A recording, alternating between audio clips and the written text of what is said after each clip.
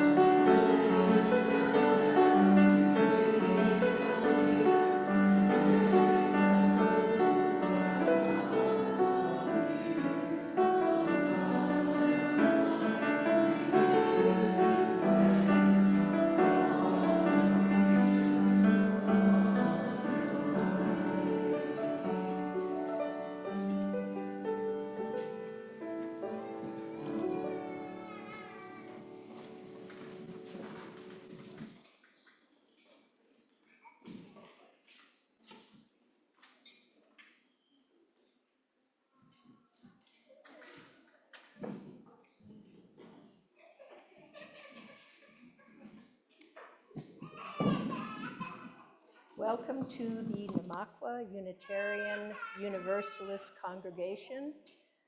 My name is AnnMarie Kajencki. We are glad you are here. This is a come as you are congregation, and you are welcome here just as you are. I want to extend a special welcome to any visitors. We would love to stay connected, so please sign up for our communications at the main entrance.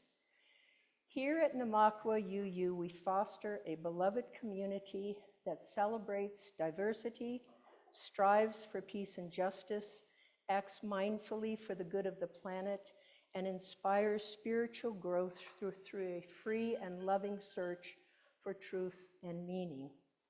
We honor the ground we walk upon and acknowledge this land as the traditional and ancestral home of the Arapaho, Cheyenne, and Ute nations and peoples. We recognize and honor the indigenous peoples as original stewards of this land and vow to reconcile the deep wounds that still shape our world today. Next Sunday, April 7th, join our guest UU minister, Reverend Roger Butts, for his service titled, It's 2024, Let's Talk About Spiritual Practices. Roger says, maybe you are like me, a little worried about 2024, a little anxious. Democracy in the US seems frail.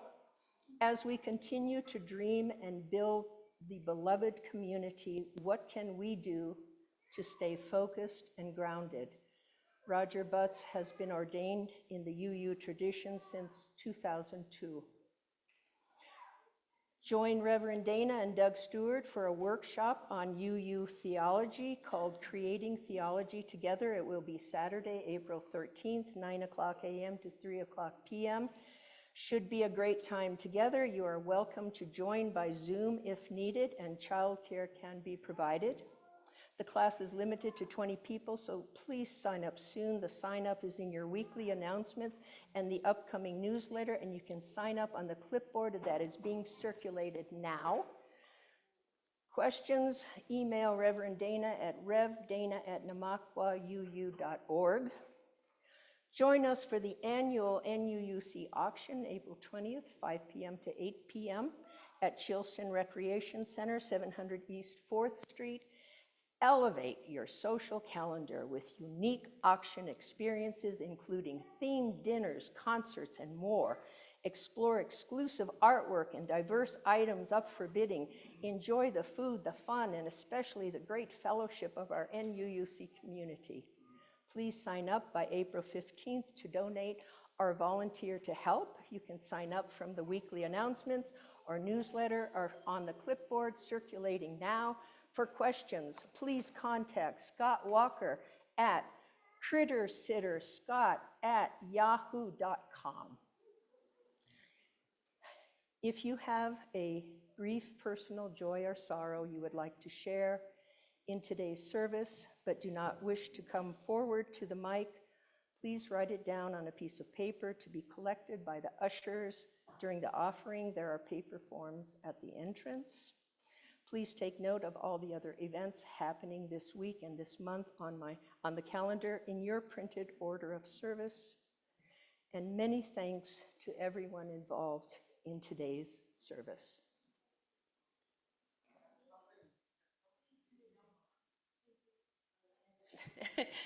Thank you very much. I just wanted to mention that the clipboards, I know he's there. He's lurking behind me. I can feel it. I know. He's always there. No, I'm just kidding. The clipboards that were mentioned, I forgot to get them here, but we will have them circulating next week. And you can sign up for either of those classes and events on our weekly email. So if you're getting the weekly email, look for that. And if you're not getting our weekly email, please sign up in the back. Thank you. All right. Do you have something to say? I'm back. You better talk to us. I better talk fast. Okay, guys, we've got the auction coming up on. Come up here and use the mic. Sorry. Aussie old lady. Hello. There we go. Okay, folks, we've got the auction coming up on the 20th of this month, and next month. And so please get your items that you want to donate in quickly. We need to have them by the 13th in order to get things staged properly. And please, if you will, so that we get some money coming in from other sources, if you've got friends who like to go to auctions and that kind of thing, bring them along, will you please? And we'll see you at the auction.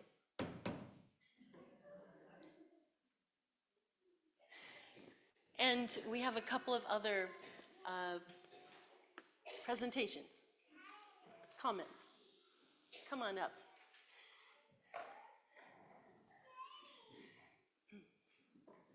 Hello, everybody. I'm Kat. I was asked to share a little bit about why I love Namakwa.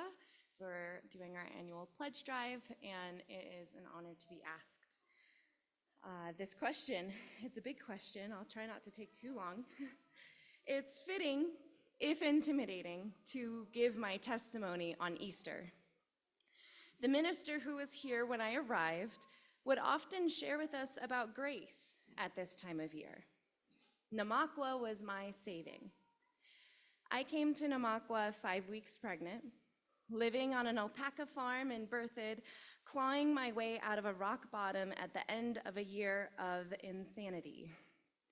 The road I had taken was paved with a kind of disembodied spirituality, a wild, alluring fantasy kind of belief system, peppered with bypassing and often fueled by plant medicines I wasn't really respecting or understanding.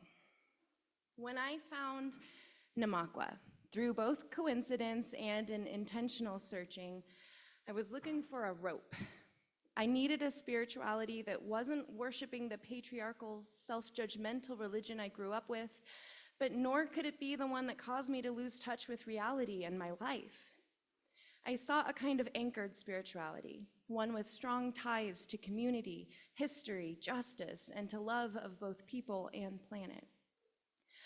I came here because when I saw a photo of our previous minister, I thought she looked like the white-haired woman in my dreams who was training me to care for community. When I arrived, she was on holiday. And I am so glad that she was, because what I fell in love with that chilly day in December back in 2018 wasn't her.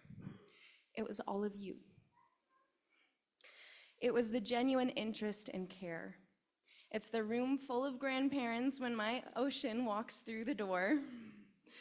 The numerous people, including our minister today, who have spoken life back into me when they've found me in various shades of brokenness. I'll never forget when Trish Murtha offered us a place to live just weeks after meeting us, or how a handful of you came to Ocean's baby shower, or what it felt like to be asked to be the chair of the community building ministry, or how my life changed when the love of my life walked through these doors and completed our small family in such an awe-inspiring and grace-filled way. Once upon a time, a minister here shared about grace at a time that I needed it most, and a community came to surround us and show us the meaning of the word. I pray that Ocean's second name, Ray, which means grace, will always remind him of the community of grace he was born into. Today, our minister shares about new life. Thank you, Namakwa, for helping me find mine.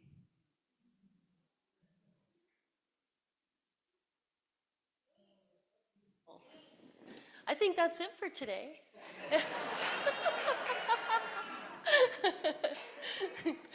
No, so beautiful. Thank you, Kat. Come on up, Clay. He has a few things to share as well. Yeah, I just wanted to give a quick update on our pledge.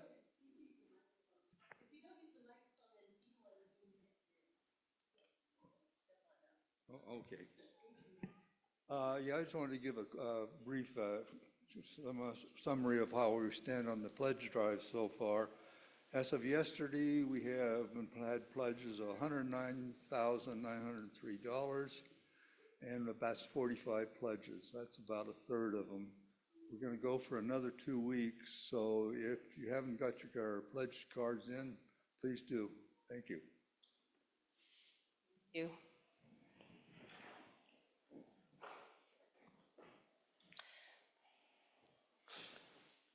What a joy to be with you all this morning, on this beautiful Easter morning. I share with you these opening words for today. And by the way, isn't it great to have so many kids in the room with giggling and crying and all that you bring? Bit of what you are welcome here, and we celebrate you and any noises that you happen to make. Thank you. You are welcome here. Easter is a holiday of miracles.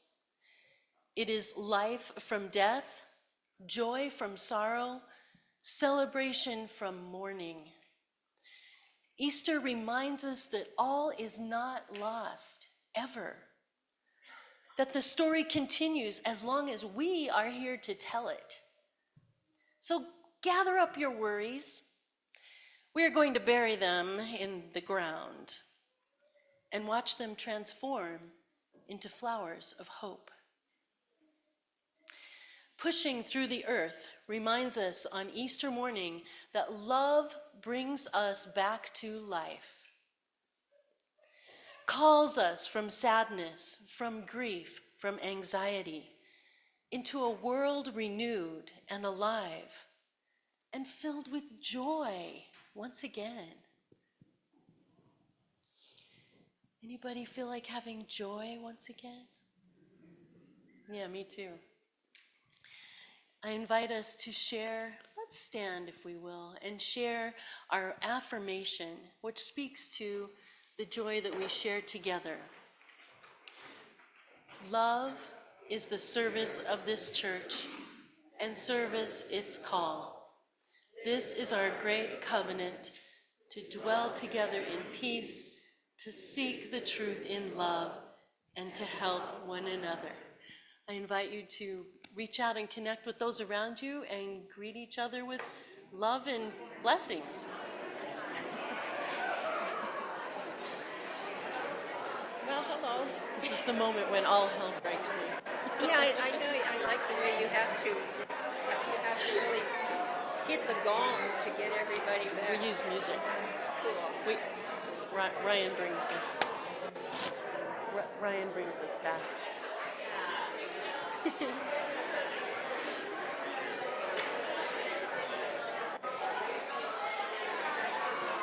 Good morning.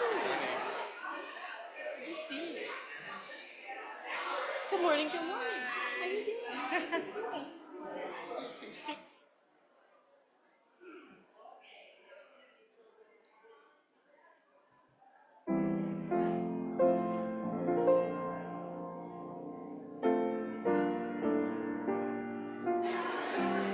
Okay.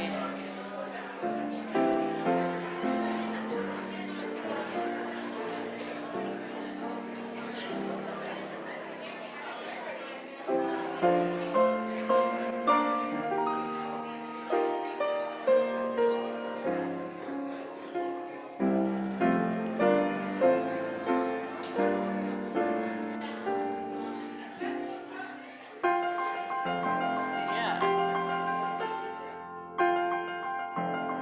I invite us to sing.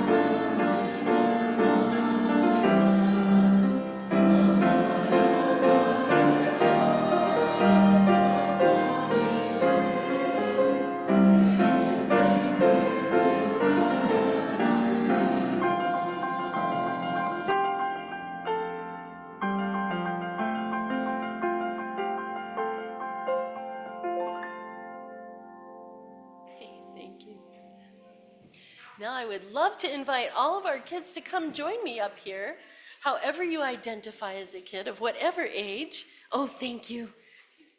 I'm going to sit with you, okay? Hey, Ocean, how's it going? Hey, Busted. Girls, you want to come? Oh, did I poke you? I'm sorry, baby. Hi, good morning. Good morning, good morning. So glad you're here. Good to see you all. Good to see you all. Come on up. Come on up. You can join my granddaughter. Come on up. If you feel like it, but you don't have to. We're just having fun up here, that's all. We're just gonna have a little fun. I thought I would tell a story. Yeah. Good to see you. Good morning. Yeah. Hi, good morning. Thanks for coming up here. Nice to have you here. Do you want to come sit with us? Ocean, you want to scooch over so give her a little room there? Okay, good. Yeah, that's a good spot. Good. Good morning. Hello. Have you ever heard of the golden rule? Have you ever heard of the golden rule? Anybody? Oh, yep. Excellent. Thank you. You've both heard of the golden rule. Good. Thank you. Yes, you have too. Good. Well, there was a little girl, and her name was Maya, and she was 8 years old, and she had to follow rules all day long. Anybody ever feel that way? Anybody here 8 years old? Oh, okay. Good. And at school, she had to raise her hand to talk. And they could only eat if it was lunchtime or snack time. Does that sound familiar? Mm-hmm. Yeah, I know it. They need to use a bathroom pass if they want to go to the bathroom, and they were not allowed to copy anyone else's work. I know. Maya also had special rules at home. See if any of these might sound familiar. Maya had to go to bed at 8 o'clock.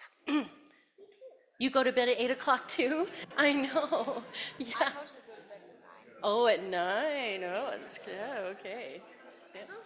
What time do you go to bed? 8? Yeah, I know. It's a common time, huh? They were never allowed to hit their younger siblings, or their older ones for that matter. And they had to eat their vegetables. And they could watch television for only half an hour every day. This must have been before we had other devices for other things. So only so much screen time per day. Does that sound familiar? Yeah. So Maya was not allowed to run around during coffee hour. They only had to walk and use indoor voices and be nice and friendly to everybody. Goodness. Maya was sick and tired of all these rules. Are you sick and tired of rules? Yeah. Yes, yeah. I know. They get old, don't they? Oh, yeah, So Maya was sick and tired, and one day she decided that she only wanted to have one rule, just one rule to follow, one very important rule to take the place of all those other rules. Wouldn't that be nice? Just one rule? So Maya asked her uncle what he thought was the most important rule of all. And he told them that in his religion, Hinduism, it is said that this is the sum of duty, to do nothing to others that would cause them pain. What do you think? Is that a good rule? yes. Do you want people to treat you that way? You want people to do things that hurt you? No, I don't think so. I don't either. So maybe that's, yeah, oh, not any other rules. Well, Maya asked her next door neighbor what they thought was the most important rule of all. And she told Maya that a teacher from the Buddhist religion had said, do not do to others what would hurt you. Does that sound similar? Yeah. Yeah, almost the same, right? Well, then Maya asked her best friend Adam what they thought was the most important rule. And Adam told Maya that their Jewish synagogue, they learned that Hebrew scriptures say that you shall love your neighbor as yourself. What do you think about that one? Is it similar? It's similar, but not quite the same. Not quite the same, but it's very similar. Love your neighbor as you love yourself. So would you do something to hurt yourself? Would you do something to hurt your neighbor if you wouldn't do it to hurt yourself? Did that make sense? No, okay. Yeah. So another friend, Maria, told Maya that they learned the same rule. Wait, What? What? I What? used to go to a teacher named Maria. Oh, nice. Maria? Yeah, but Yeah. she was a grown-up. She was a grown-up? Mm-hmm. But she might have said the same thing as this Maria. And this Maria told her that at her Catholic church, they have the same rule. The same rule. To love your neighbor as you love yourself. Now, the trick for most people that I know is first you have to love yourself on that one. So Maya asked her friend Malik what they thought the most important rule was, and Malik said that none of you truly believes until he wishes for his brother or sister what he wishes for himself. And sometimes my brother Apollo hits me. Oh, and that would be against the golden rule, wouldn't it? Yeah, I know. That's a good example. Thank you, Ocean. So Maya asked their uncle what he thought, and he said, from the pagan tradition, and ye harm none, do what you will. If you harm none, do what you will. He told Maya this means he cannot do anything that would hurt another living being. So on Sunday morning, Maya took the list of rules to their Unitarian Universalist congregation and showed them to their minister, Reverend Marta, and asked Reverend Marta which rule she thought was the most important. And Reverend Marta said, I noticed these rules are all pretty similar. Wouldn't you say similar? They are different versions of the rule that some people call the golden rule. Which one do you think is most important? What do you think? So Maya paused and she said, I think love is the golden rule. When we are loving, when we do not hurt other people or cause them pain, we wish for others what we wish for ourselves, and we love our neighbors as ourselves. That sounds like the most important rule to me, said Reverend Marta, and she agreed. Love is the golden rule. What do you think, everybody? Is that a rule you can live with? Mm-hmm. All right, let's do it. Now, I heard a rumor that there's some kind of hunt that's about to happen. Is that true? Yeah. Oh my. Okay, we better sing you out so you can get to it. So we're going to make a bridge and you go right underneath, right to Janet. Here we go. This little light, I'm gonna let it shine.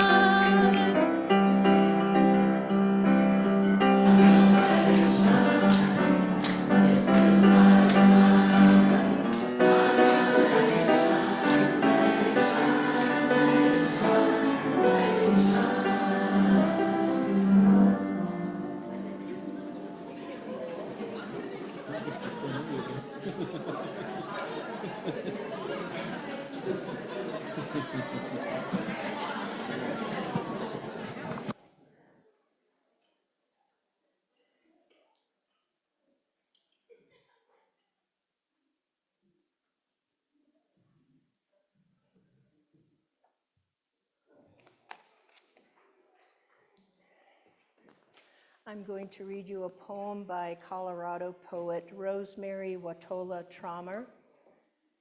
This is titled, On a Day When the World Has Its Way with Me.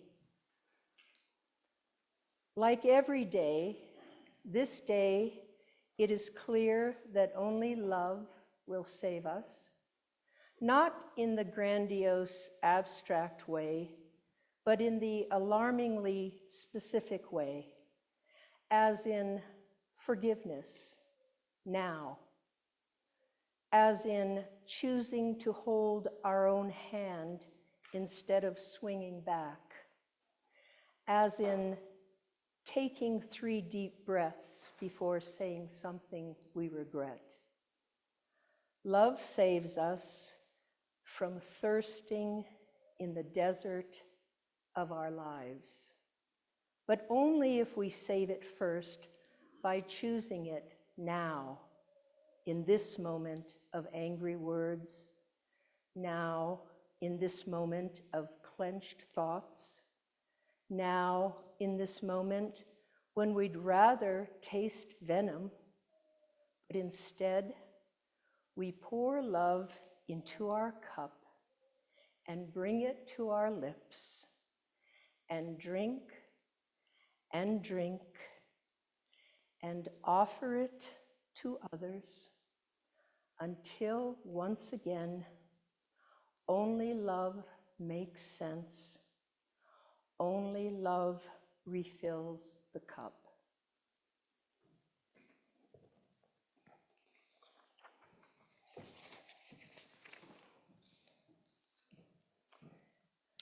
And we light this chalice in hope that love refills our cups.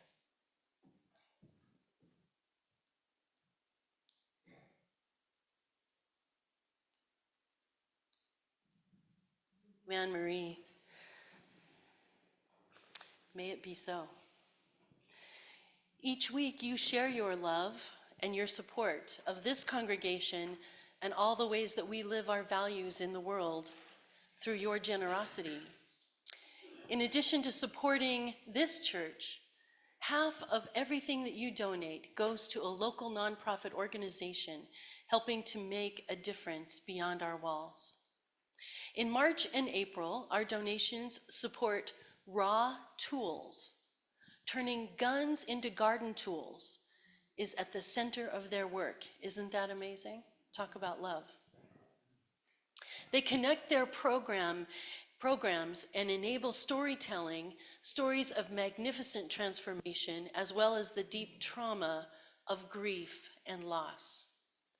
Raw Tools gives workshops on restorative justice, de-escalation, bystander intervention, circle process, open dialogue, and mental health first aid. So please, my friends, give generously to this amazing organization. Thank you.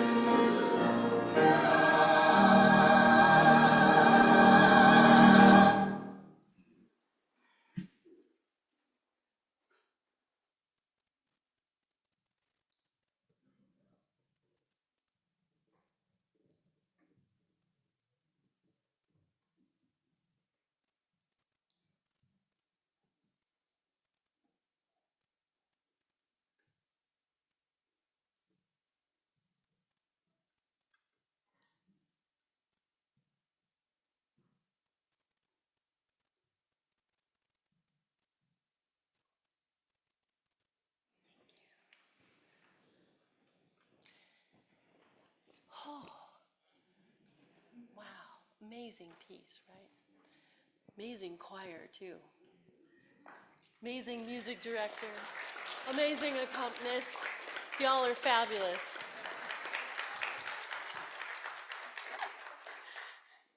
I know.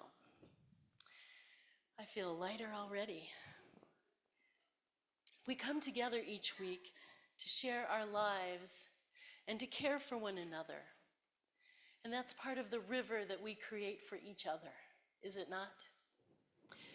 So if you have a brief personal joy or sorrow, anything on your heart that you would like to share, but not announcements, thank you. Please come forward and raise your hand, or raise your hand if you would like me to bring you the microphone. And we did collect one comment earlier that I would like to share. And at the end, if we have comments on Zoom, we will hear those from our Zoom host. Okay. Nancy from Zoom, oh, okay, great, has the joy that her daughter is coming home from the hospital this morning. Yay, bravo. And I believe I talked with, or have been emailing with Nancy, and her daughter's been in the hospital for about a week, pretty serious. So glad she's doing better and she's coming home. Yeah, our hearts are with you. Let's say that today, our hearts are with it. Okay, thank you. Others?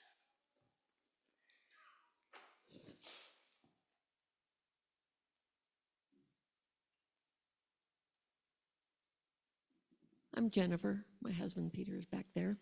We just finished up a 2-week visit with Rachel, Seth, and their 2 babies. So Desi's 3 months old and Benji is 16 months old. And it was glorious.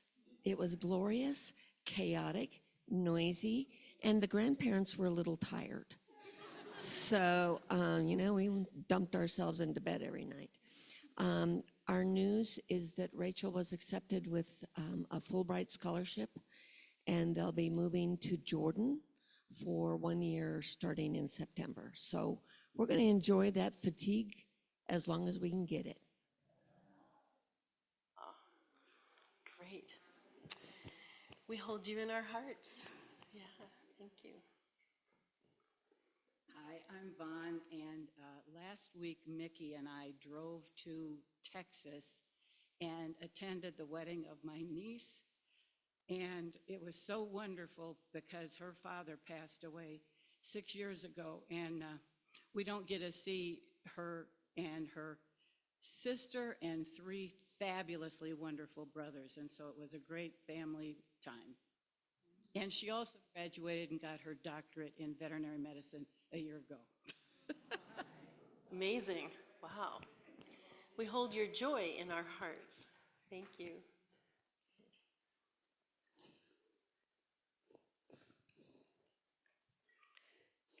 Hi, I'm Paul McCarter, and this is a joy.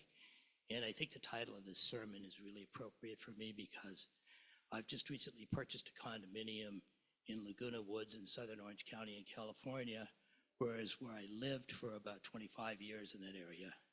I will now be near my youngest daughter, who's 15 minutes away, and my oldest daughter, who lives in Las Vegas, is only 4 hours away. And maybe this is reawakening to an old life with new things. So I will be moving sometime this month, and it's been great being here, but it's time for me to go and be with my family. We'll miss you, Paul. We hold you in our hearts, and also congratulations. Aw. I'm glad you get to be close to your family, though. So wonderful. Hi, I'm Kathy, and I just want to say it is such a thrill to have all these little ones here today. You know, I think a bunch of us went through a period where it was like we had our own kids raised, and then when they were like grubbing around and making noise and everything, it was just annoying. And now it's really, it's just cool. So I guess I've passed that annoying stage, and if they're crying, I'm with them, Love it. Thank you. We hold all of our children in our hearts, do we not? Yeah. I have a joy.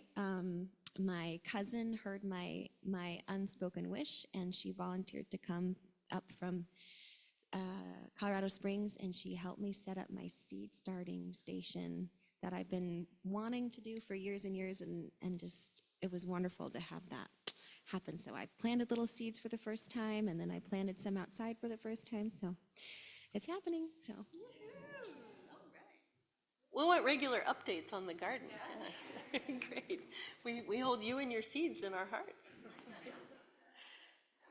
Good morning. My name's Donna, and this is in memory of my father, who lived till 99 years, and I fortunately was home with him just to visit him for his 99th birthday, and he passed away about a week later with his 4 kids all by his side, and it was a life beautifully and well lived. So it's a sorrow and a joy.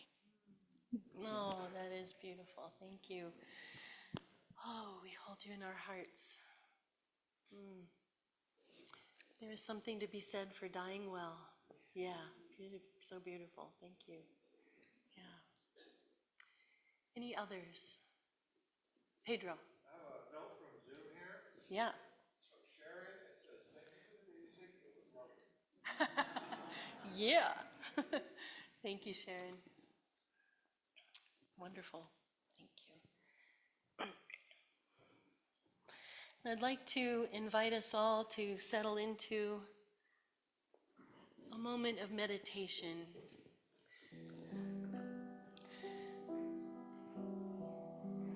As we hold each other in our hearts with love,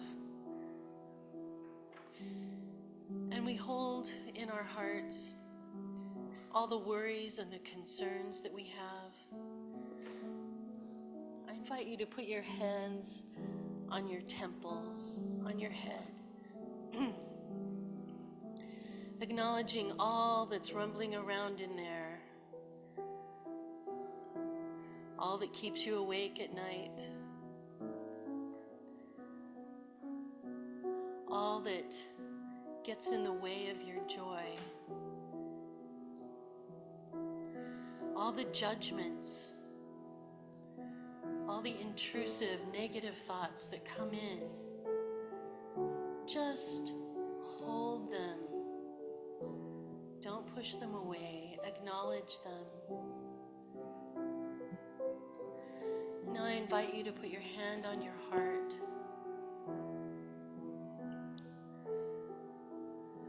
And as you breathe in, I invite you to connect with love, the love of your family, friends, the love that is around you, that permeates life itself.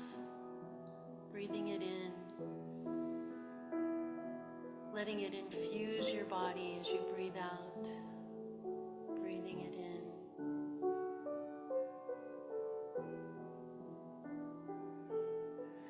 And letting that love, that deep power of love, rise up into your mind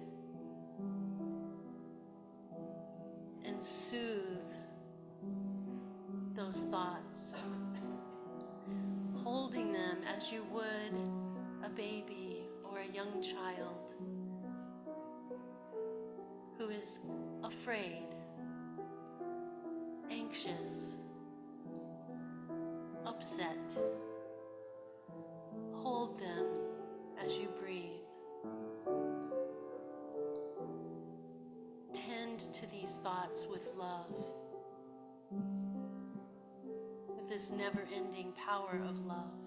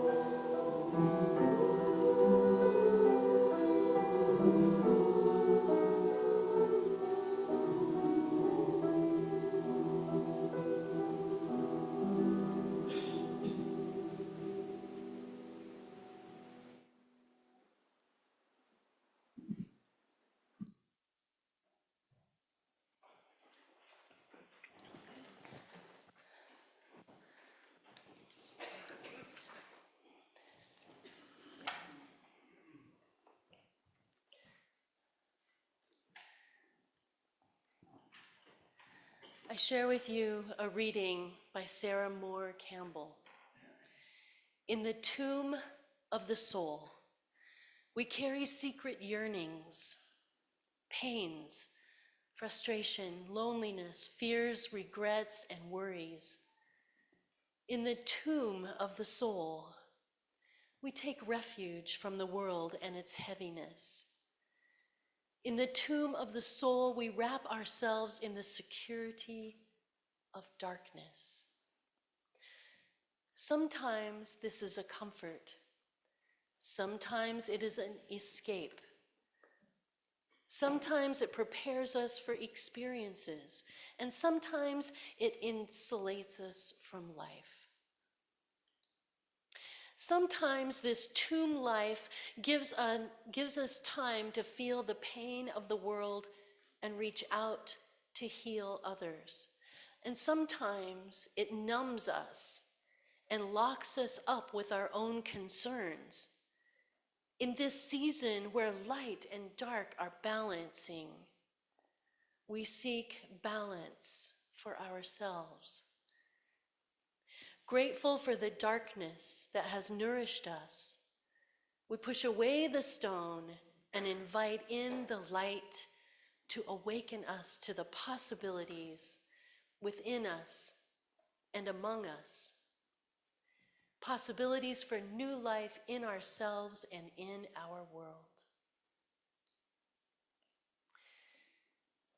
So before we try to force joy and happiness into ourselves, I invite us now to join me in this darkness, in this cave, this tomb of darkness and stillness.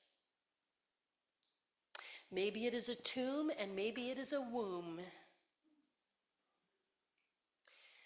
It is a quiet place, a place of reflection, a place to grieve, a place to be held in love with whatever is arising within you.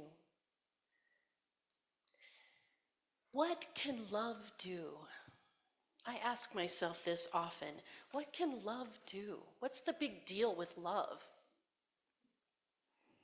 With all the issues of depression and anger and pain, what can love do? This past January, I offered a retreat as part of our auction, and I'm going to be doing this again, by the way. And as we were discussing our lives and what the archetypes from fairy tales could teach us, someone brought up how negative, intrusive thoughts torment him regularly, and it seems to get worse the older he gets.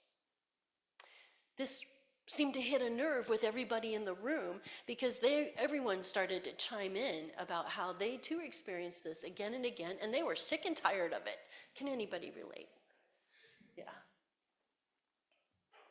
We talked about ways to spin the manure of our lives into gold. Is that even possible? What can love do? Looking at the shame that feeds these intrusive thoughts, for so many of us, I'm reminded of the Christian teaching that first was invented by St. Augustine of Hippo in 415, called original sin. Sin technically means missing the mark, just missing the mark. Hey, I'm sure I missed a few marks in some of those notes we just sang. But with the notion of original sin over the past millennia, it has come to mean every human is bad and wrong and shameful. And many of us have this narrative baked into our DNA. It is all pervasive in our culture. What a horrible thing to tell someone. Am I right? Yeah. We have generation after generation full of fear and anxiety about being a shameful person for no reason other than just being born. This alone would cause great amounts of anxiety and depression, which makes us easy to manipulate too, by the way. A natural reaction would be to try to cut it away, discard the bad parts, destroy, hide this sinful part of ourselves that we do not understand, but we must do all that we can to pretend it isn't there. And we become split and divided. Every one of us. And if this isn't true for you, would you talk to me after the service, please? I would love to hear from you. So listen carefully. No child, not you nor anyone, is born bad or evil. Erase. And all those parts of yourself that you have edited out, cut away, tried to discard, pushed down to submerge so that you could feel like you fit in and that you are accepted and that you can feel good. Those parts that we are trying to get rid of are actually the keys to our own wholeness, to the truth of who you are, who we all are. Maybe you didn't see that one coming. What can love do? The society, the culture that we were handed down is highly moralistic, starting with this original sin notion. How can you cut away the bad bits that are inherently bad? We can't do that. Even with the grace of God, people are caught in this moralistic trap of constantly judging oneself, and especially judging and condemning others for anything that is deemed wrong. Wrong becomes bad, which becomes evil. And the split that is within us is projected out into the world. And by George, what do we see happening right now?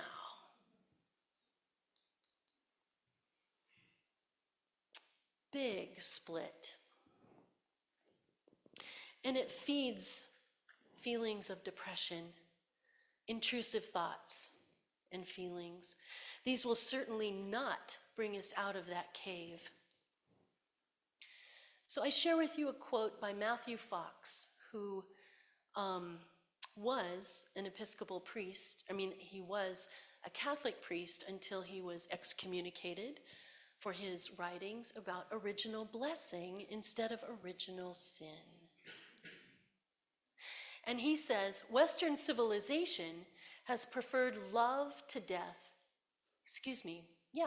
Western civilization has preferred love of death to love of life, to the very extent that its religious traditions have preferred redemption to creation, sin to ecstasy, and individual introspection to cosmic awareness and appreciation. Did you all follow that? Let me say it again. Western civilization has preferred love of death to love of life. To the very extent of its religious traditions have preferred redemption to creation, sin to ecstasy, and individual introspection to cosmic awareness and appreciation.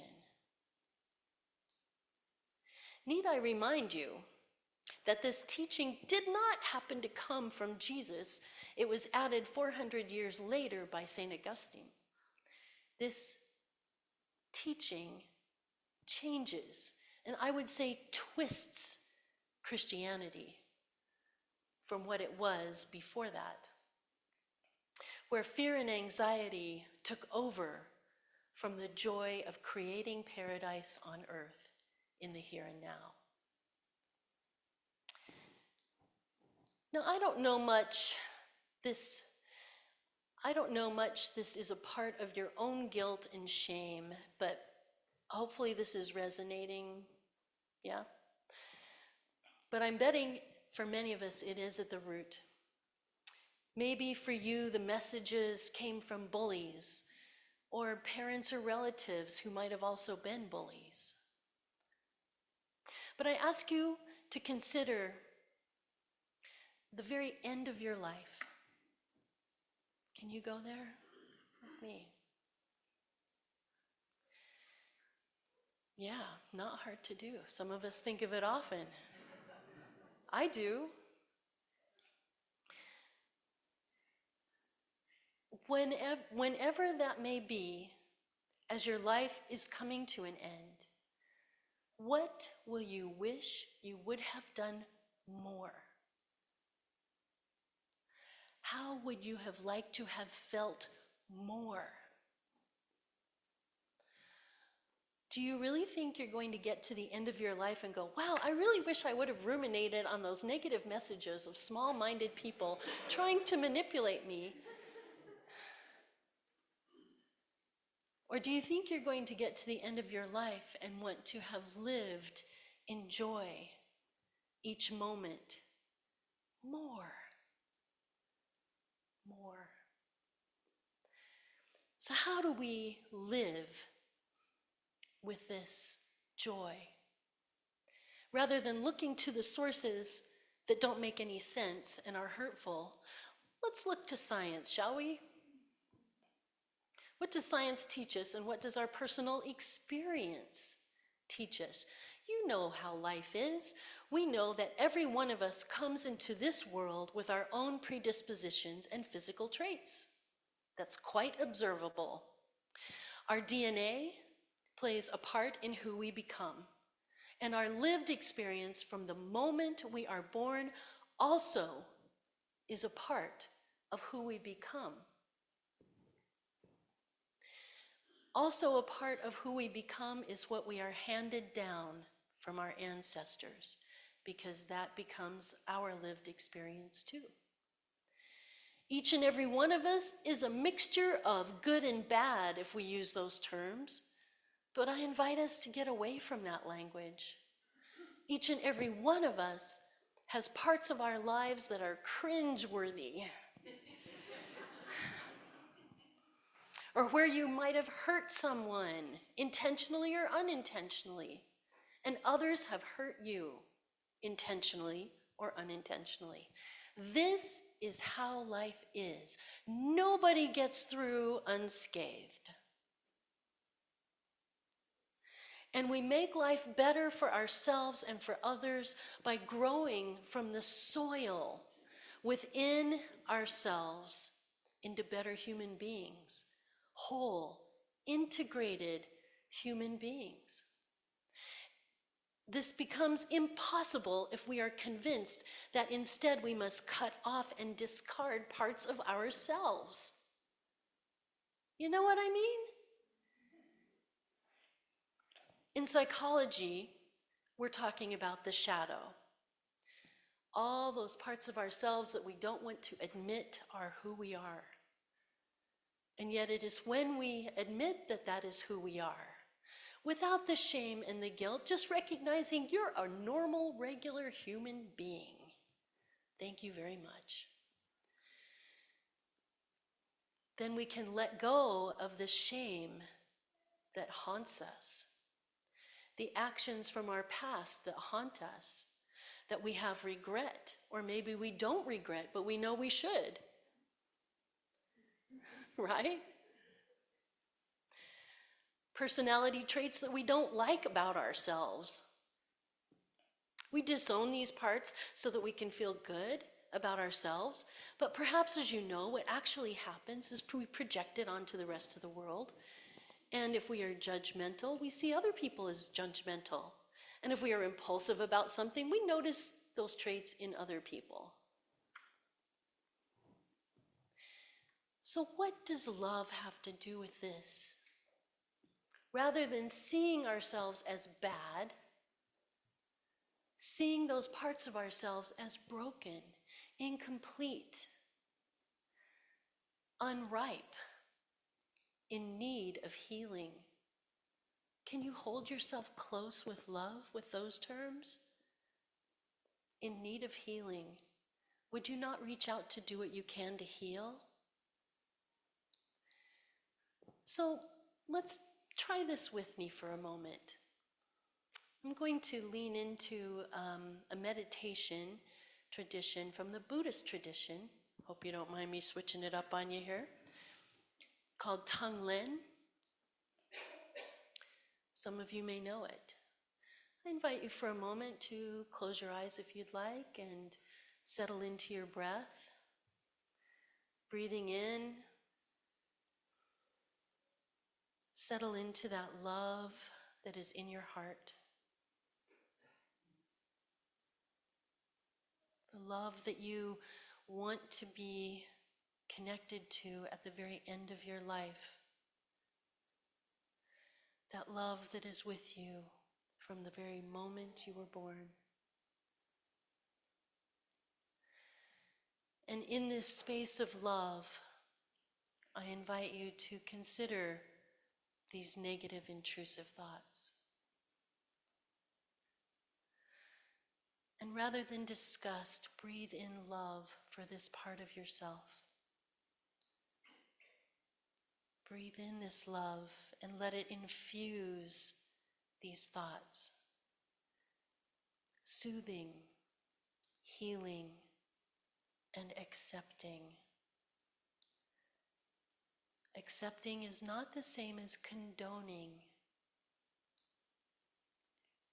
And it is not putting negative, unhealthy, unhealed thoughts in charge of your life.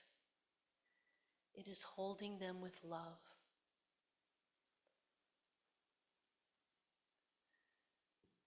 It is a part of you. It is a part of your history. It has settled into the soil of your being. It is what makes you whole.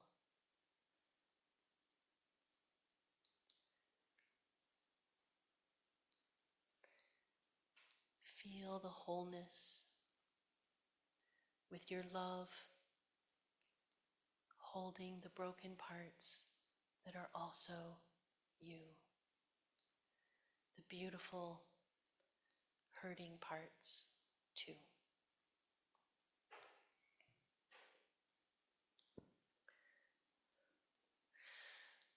So my friends,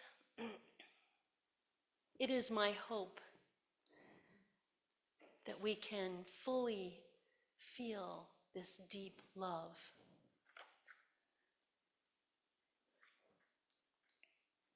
Rather than when you flip into that, all those intrusive thoughts, they're going to come back, by the way. They will. And all those tendencies to judge, or whatever challenges you have, they're going to come back too. So this is a tool that you can go back to. When those thoughts show up, they're like a child that is saying, hey, pay attention to me, I'm upset. Can you bring them in? Can you hold them? Can you tend to them? Giving yourself the freedom of being whole, giving yourself the freedom of living from love.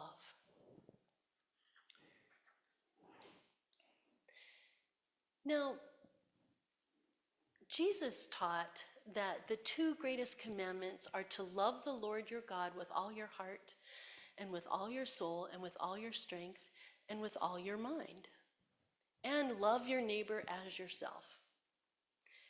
He also said, a new commandment I give to you is that you love one another.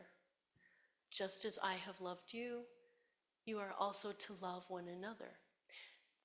And as you know, these are quotes from the Bible. But all that is from a Bible that was originally written in Greek, a very different language than the language Jesus spoke, which was Aramaic.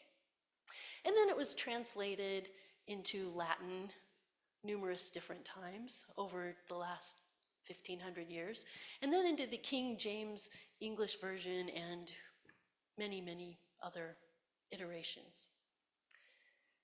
So I would like to share with you those quotes, at least part of part of it as a translation directly from the Aramaic. This translation is by Neil Douglas Klotz. I have continually reviewed the same themes, exploring the same questions, shown you in actions and in words, in many different faces, the same lesson. If you look at all the pieces, they make a whole. If you guard your memories, they will inflame you with life, compelling you to follow and do the same as I have done. Then you will remain in the love that I have kindled within you. Love like a big fire building slowly from small scraps of bush. You will mingle with this love. You will become part of it, not coming and going, not waiting for a lesson or a commandment to tell you what to do next. So in words, this is the greatest, most compelling example I have given you, the biggest challenge. Find the love that grows slowly as friendship. That is as firm as the fire that began the world. Find it in the way that you treat one another. I have loved and befriended you the same way. It is this love that is real, more real than your limited self, the flesh that weakens and passes into another form. The greatest love is to actually live this, to lay down your prized individual awareness of yourself as an equal to the breath spirit of another. That soul self you think of as separate, but which the womb of the Holy One includes with all your humanity as the first child of Eden.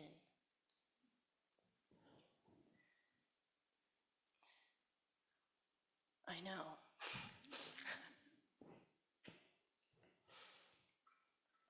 So my friends, may I share one more brief translation with you? This comes from Permission to Shine. The King James Version says this: "Let your light so shine before men that they may see your good works and glorify your Father which is in heaven." I don't know what they say about women, but that's what they say about men. Yeah, there you go. And how about those of us that don't identify as either? We're just kind of left out in the dust. So here's the Aramaic translation of that. Let the light of your being, the consciousness of knowing your real self, radiate and illuminate the human beings you find before you, as well as the community of voices that you find within.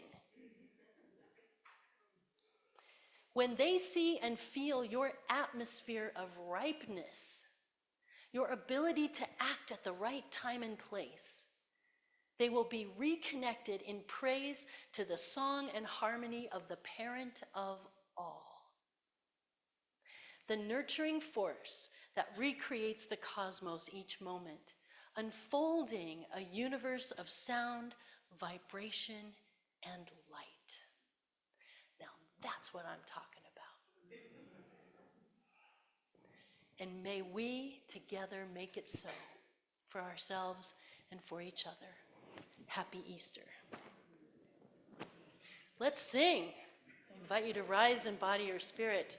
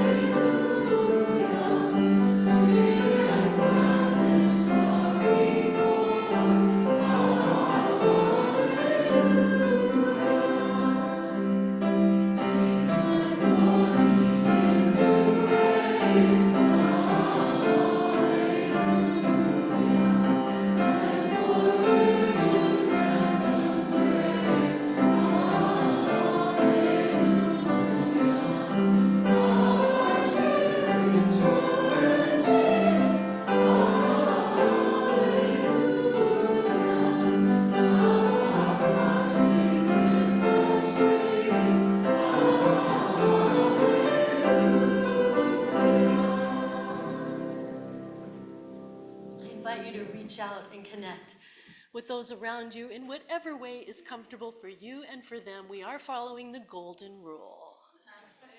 Are we not?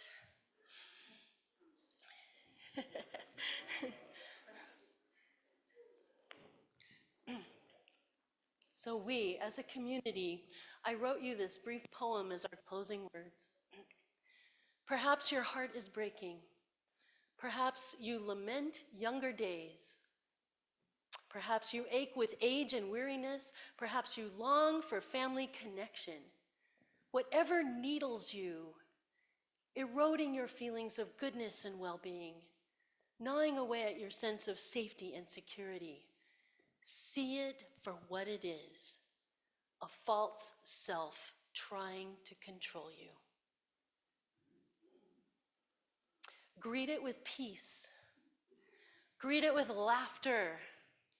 And finally, transform its longing with a burst of love that not even it can refuse. You are invited in to where the great love resides, where grief, lament, and joy mingle, undefined, as one overflowing emotion of creation. I said it was short, didn't I? Give up those dusty old haunts for more urgent matters of joy. Yes? Float on the river of life, infused by the essence of delight. And why not? Are you ashamed? Will someone judge you? Ha! Maybe your life has become contagious. This is what love can do. This is what love can do. What do you have to lose? So go ahead and lose it.